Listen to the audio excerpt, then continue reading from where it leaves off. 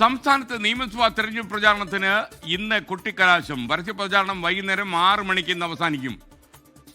പ്രചാരണത്തിന്റെ അവസാന ദിവസം കൊട്ടിക്കലാശത്തോടെ ആഘോഷമാക്കാൻ ഒരുങ്ങുകയാണ് മുന്നണികളെല്ലാം. കേരളം മറ്റന്നാൾ പോളിംഗ് ബൂത്തിൽ എത്തുകയാണ്. സംസ്ഥാനത്ത് 2500 പ്രശ്ന സാധ്യത പോളിംഗ് ബൂത്തുകൾ ഉണ്ടെന്നാണ് കണക്ക്. സംസ്ഥാനത്ത് 25 ദിവസം നീണ്ട നിയമസഭാ തെരഞ്ഞെടുപ്പിന്റെ പരസ്യ പ്രചാരണത്തിന് ഇന്ന് വൈകുന്നേരം കൊടിയിറങ്ങുകയാണ്. വൈകുന്നേരം 6 മണിക്ക് അവസാനിക്കുന്ന പരസ്യ പ്രചരണത്തോടുകൂടി തെരഞ്ഞെടുപ്പിന്റെ ആരവങ്ങൾ തെരുവുകളിൽ നീങ്ങും. നാളെ ഒരു ദിവസം നിശബ്ദ പ്രചരണമാണ്. 9-ാം തീയതി കേരളം നിർണായകമായ തെരഞ്ഞെടുപ്പിന്റെ വോട്ട് സമ്മതിദാന അവകാശം രേഖപ്പെടുത്താനായി പോളിംഗ് ബൂത്തിലേക്ക് പോകും. സംസ്ഥാനത്ത് തെരഞ്ഞെടുപ്പുമായി ബന്ധപ്പെട്ട് വലിയ തോതിലുള്ള ആവേശകരമായ പ്രചരണമാണ് നടന്നത്.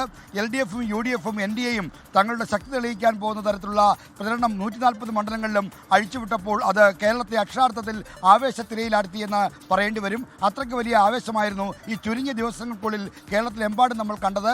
ശക്തമായ പോരാട്ടത്തിൽ ഭരണം നിലനിർത്താനാണ് LDFിൻ്റെ ശ്രമം. എന്നാൽ 10 കൊല്ലത്തെ അധികാര നഷ്ടം നികത്തിക്കൊണ്ട് അധികാരത്തിലേക്ക് തിരിച്ചു കയറാൻ UDFും കിടഞ്ഞു പരിശ്രമിക്കുന്നു.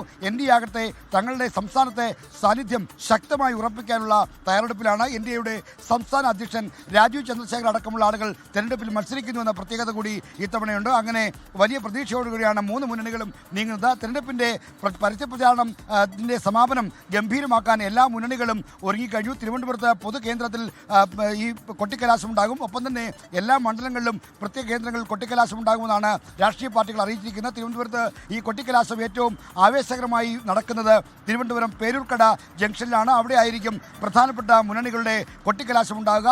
അവിടെ വട്ടിയൂർക്കാവ് മണ്ഡലമാണ്. അതുകൊണ്ട് തന്നെ K മുരളീധരനും VK പ്രശാന്തും RCയിലേക്കും ഒക്കെ തന്നെ അവരുടെ സാന്നിധ്യം ഉണ്ടാകും. അത്രയ്ക്ക് ആവേശകരമായ ഒരു കാഴ്ചയായിരിക്കും ഇന്ന് തിരുവനന്തപുരം നഗരത്തിൽ ഉണ്ടാകാൻ പോകുന്നത്. എന്തായാലും കൊട്ടിക്കലാശം ആവേശകരമാക്കാനുള്ള എല്ലാ തയ്യാറെടുപ്പുകളും രാഷ്ട്രീയ പാർട്ടികൾ തുടങ്ങിക്കഴിഞ്ഞു. രാവിലെ അതായത് വെളുപ്പിനെ മുതൽ തന്നെ അനൗൺസ്മെന്റ് വാഹനങ്ങൾ കൊണ്ട് നഗരവീഥികൾ നിറഞ്ഞു കഴിഞ്ഞു.